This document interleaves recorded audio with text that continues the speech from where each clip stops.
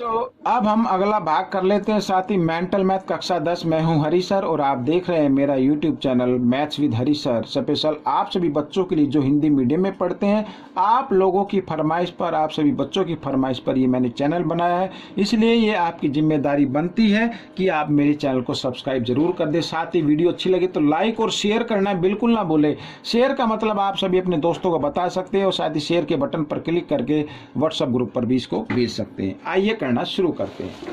तो बच्चों यहां पर देखो, अब ये आ गए हैं सवाल, थोड़े लेंथी होंगे। देखो क्या कहता है, एक प्राकृत संख्या तथा उसके व्युत्क्रम का योग 37/6 है, तो संख्या बताओ का मान बताना है। माना संख्या x व 1/x।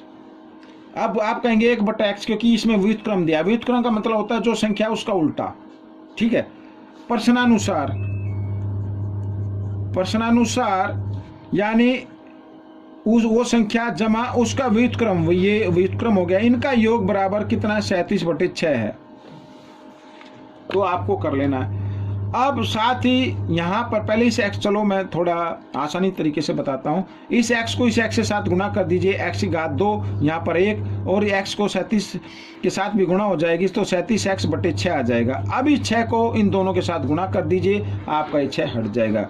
6x की 2, 6 को 1 के साथ गुणा करेंगे 6 और बराबर 37x बराबर, ठीक है। ये आ गया, आगे नहीं है अभी 37x और यहाँ पर।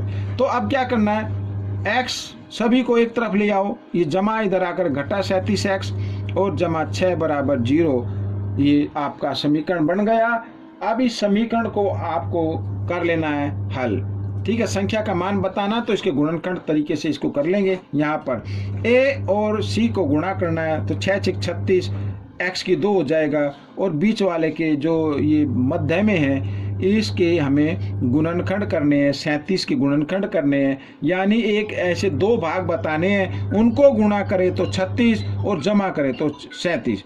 तो वो होंगे बच्चों, दोनों पे घटा का निशान रखना, ये भी याद रखना है। 36x और 1x दोनों पे घटा का, अगर इनको जमा करते तो 37 हो जाता है, गुणा करते तो 36x की 2 हो जाता है, ठीक है।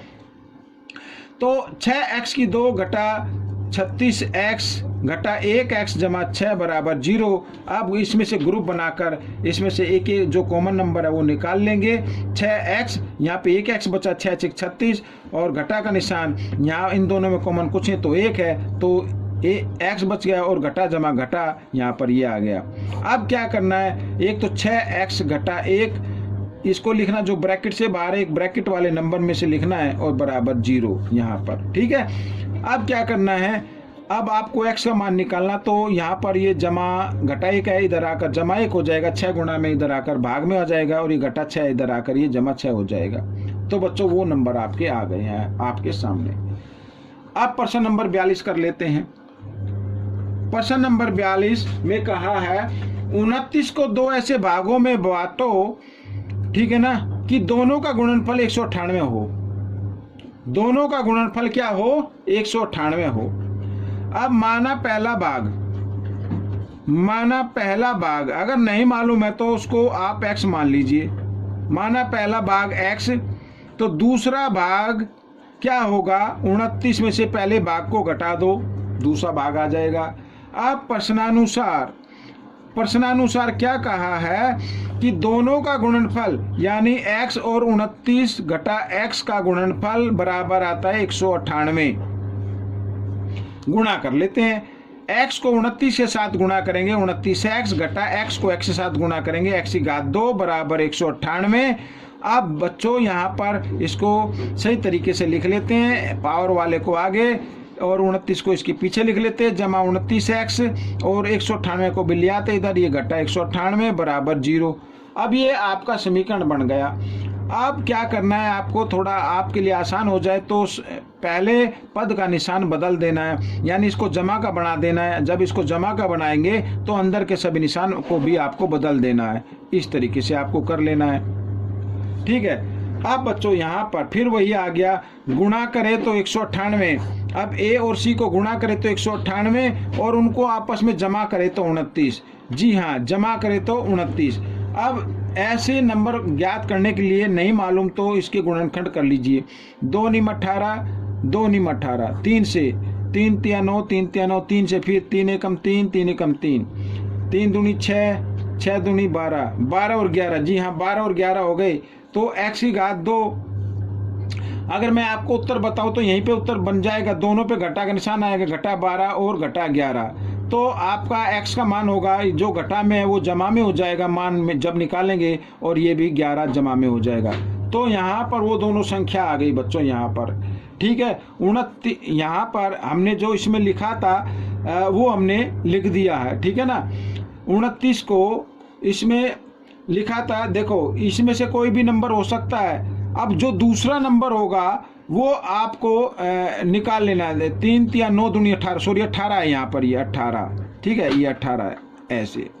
तो ये आपका उत्तर बन गया। तो इस तरीके से आपको ये कर लेना है।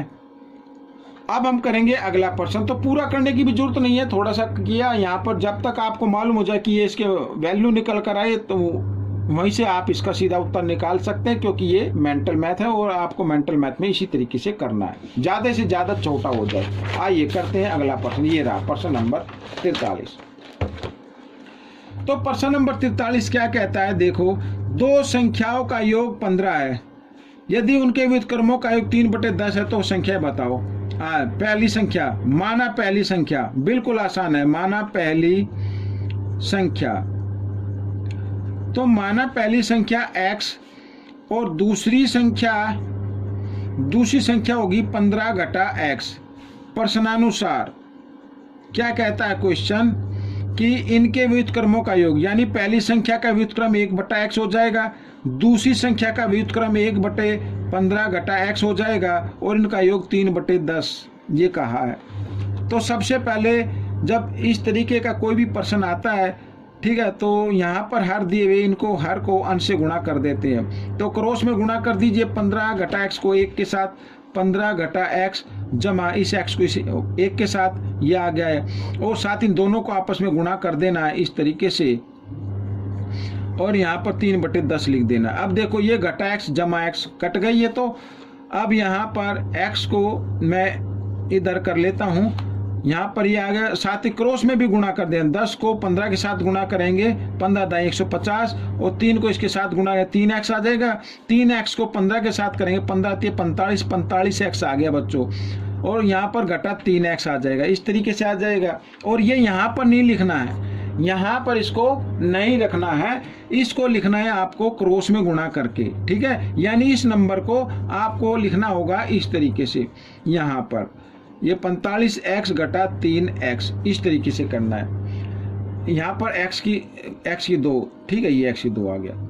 तो इस समीकरण को आपको इस तरीके से करना है, या तो यहीं पे क्रॉस कर दीजिए इस तरीके से, और बाद में इसको बराबर के साथ से ले आए, इसको थोड़ा रफ में कर लेना।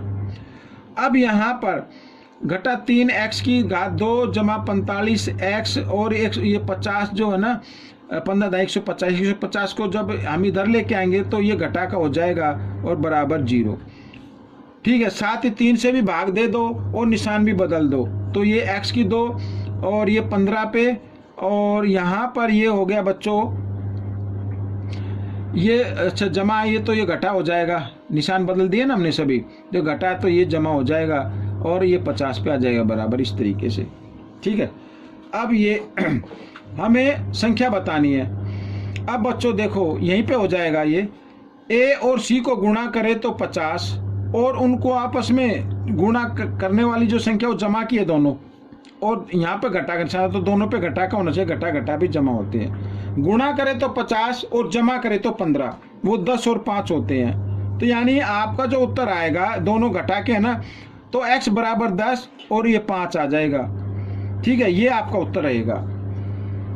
आइए करते हैं अगला प्रश्न। अब लिखा 2 क्रमागत सम पूर्णांक बताने हैं। 2 क्रमागत सम पूर्णांक, माना पहला पूर्णांक, यही लिख लेते हैं, माना पहला पूर्णांक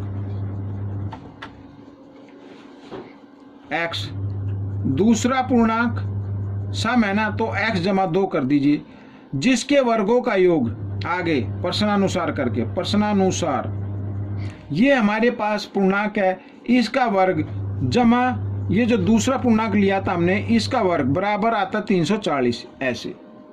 ठीक है, तो अब x की घात 2 जमा a जमा b की घात 2 का फॉर्मूला लगाएंगे। a की 2 जमा 2ab 2ab 2 दूनी 4 और x 4x आ जाएगा, जमा b की 2 और 340 को ले आओ इधर, 340 घटा का हो जाएगा बराबर 0। 1x की 2 और 1x की 2 2x की 2 हो गया और जमा 4x आ गया। ठीक है, और यहाँ पर घटाएंगे आपस में तो घटा 336 आ जाएगा बराबर 0। 2 से इसको भाग दे दो, x की 2 जमा 2 दूनी 4 होता है और 2 से इसको भाग देंगे, 2 एकम 2 2 छिक 12 2 अट्ठे 16 ये आ जाएगा। अब बच्चों देखो a और c को गुणा करना है, 168 यानी घटा का आएगा, तो गुणा करे तो 168 और उनको आपस में घटाए तो 2। तो अब इसको ये संख्या ज्ञात करने के लिए गुणनखंड कर लेते हैं, 2 अट्ठे 16 और 2 चौक 8। ठीक है, 2 से फिर 2 चौक 8 2 दूनी 4, 2 से 2 दूनी 4 2 एकम 2 3 सत्ते 21 और 7 एकम 7 ये आ गया। अब देखते हैं यहाँ पर 3 दूनी 6 दूनी 12 और 7 दूनी 14, 12 और 14 हो गए, इनको गुणा करें तो 168 आएगा ही और साथ ही इनको घटा देंगे तो 2 आ जाएगा। तो इसकी जगह हम लिख देते हैं x की 2 कौन कौन से हो गए बच्चों, यहाँ पर 7 दूनी 14 हो गया और एक हो गया 12, 3 दूनी 6 दूनी 12। ठीक है, ये अब आगे करने की जरूरत नहीं है, आपको सिर्फ संख्या बतानी थी। अब यहाँ पर निशान देखना है, यहाँ पर जमा का निशान है तो बड़े पर जमा का रखना, छोटे पर घटा का रखना है।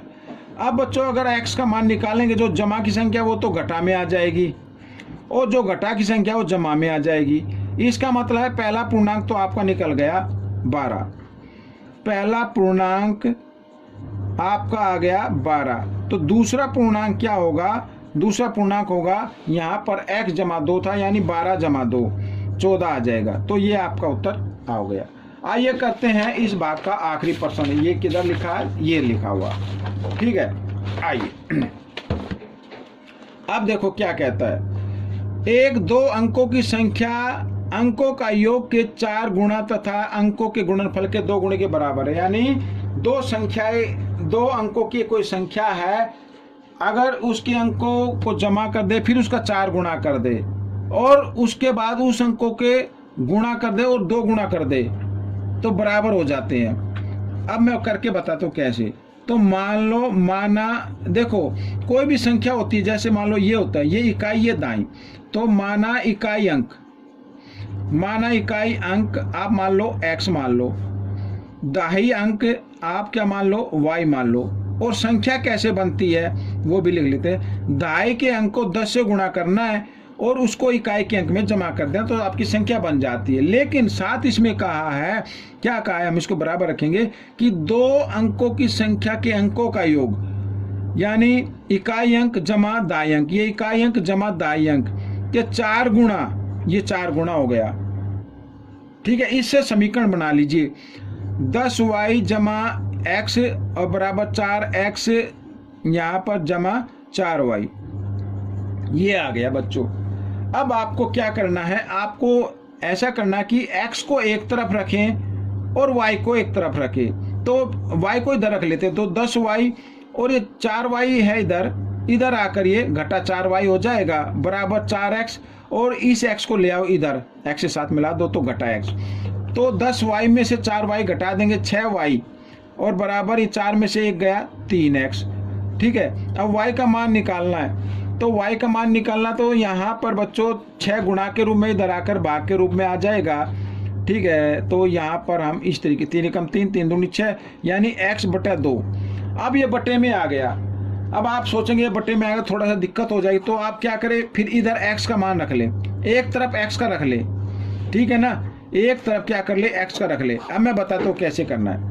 यहाँ पर ये x है, 4x को इधर लेके आएंगे घटा 3x यानी x का मान निकाल ले, कहने का मतलब ये है। तो 4y और ये इधर घटा 10y हो जाएगा ऐसे, घटा जमा घटा, यहाँ पे 2x आ गया बराबर, और सॉरी यहाँ पर क्या था 4x, तो 4x, तो यहाँ पर क्या आ गया 3x आ गया और यहाँ पर क्या आ गया 6y आ गया घटा का।